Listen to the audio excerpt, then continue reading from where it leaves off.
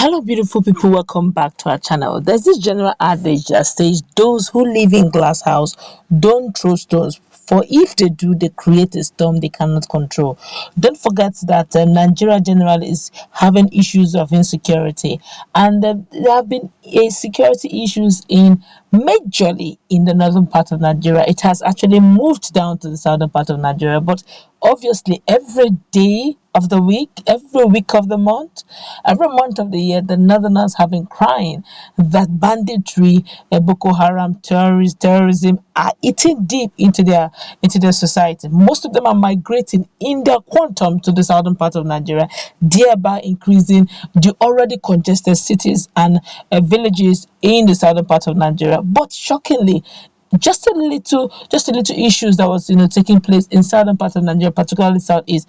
There was so much militarization, even in Port Harcourt just recently, and in some of the communities in Ogun and other communities, there have been heavy presence of military right now. Even the governors, the political elite of the northern part of Nigeria are now calling out themselves. Propaganda is a different matter when facts are stirring. And of course, the presidency have given them mandate to do this very quickly. They expect them to expedite action over some of the issues directive, which we are going to get in a jiffy. But before we go into the news proper to find out all these and much more, we'd like you to subscribe to our channel by clicking on the red subscribe button. Beside it, you'll see a bell notification icon. Please go ahead. Click on it to get notified as soon as we update our channel on YouTube. Let's start. It's two in one. Let's start with the first one. Well, Governor Bello Matawale of Zamfara State has opined that the northern leaders are the cause of some of the problems being witnessed in the region.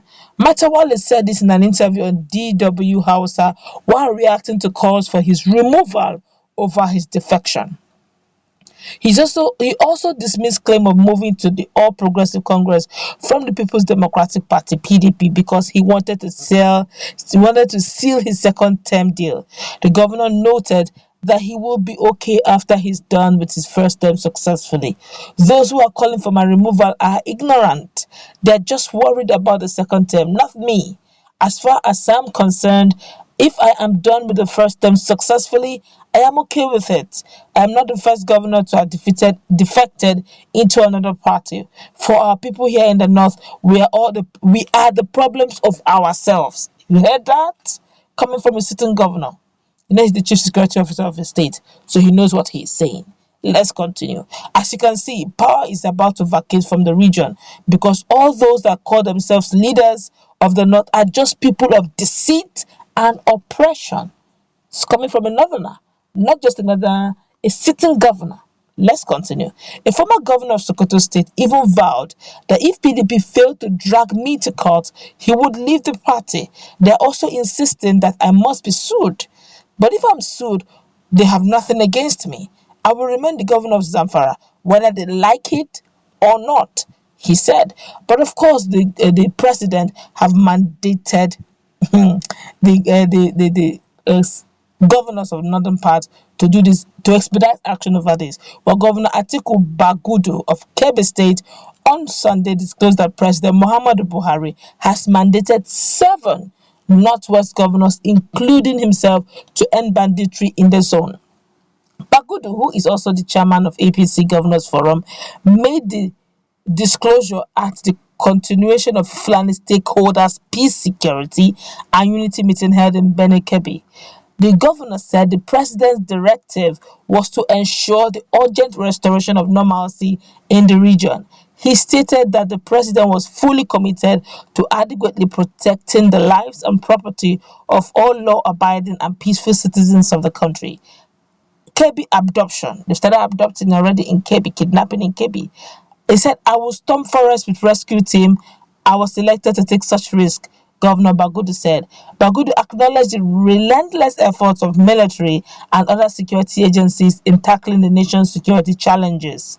He pleaded to Nigerians to be less apprehensive in confronting the enemies of peace and unity, saying they are negligible, few, and we should all brace the odds. The issue of ensuring security in the nation is a collective responsibility, and as such, all hands must be on deck in this direction, he said.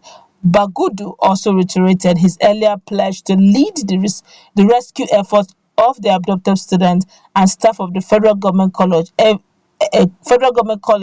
FGC Beneyerua. Recall that suspected bandits had on Thursday, June 17, invaded the Unity College and abducted some teachers and unspecified numbers of students.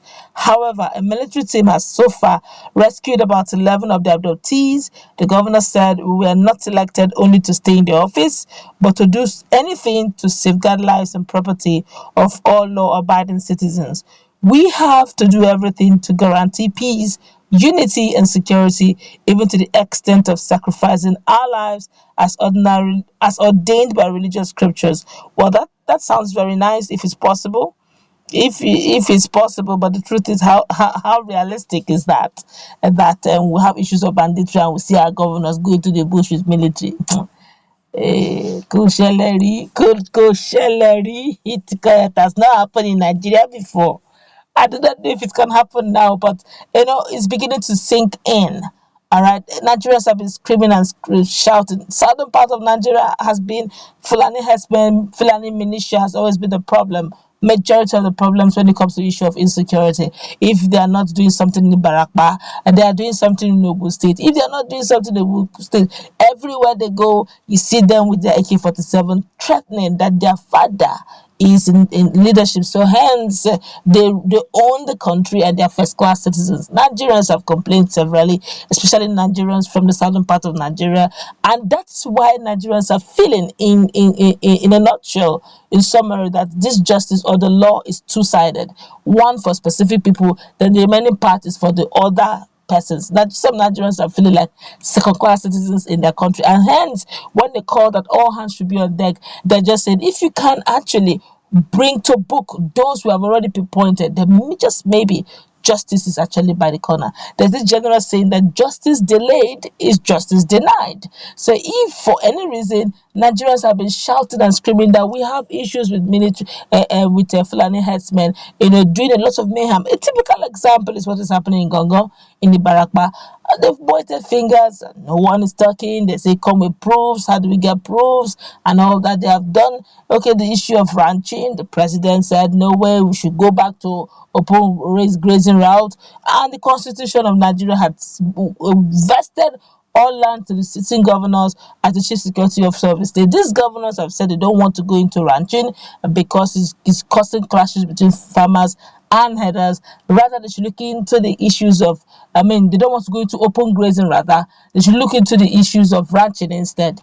And now, ranches now is now a case, is now up and down. Some states don't want it, some states are in need of it. Now, the question is, we're just moving back and forth over the issues of insecurity. Every day, people have been adopted, and the northern part of the country is not exempted. In some parts of Borno, some of these bandits are already, some persons make some jokes the other time and that they have two sides. Those who are taking care of the bandits are taking care of some part of the state, and the others be taken care of by the sitting governor. This ought not to be. And the president is calling on the 7 northern governors, the northwest, to take charge about the issues of banditry. The question is, are they going to be paying ransom? Or are they going to call just the same way they did it in Olu? They called on the military to shoot aside, bring down, if need be, every Fulani militia that is troubling the state? It's all left to them. We'll keep you updated as things keep unfolding. Let's meet in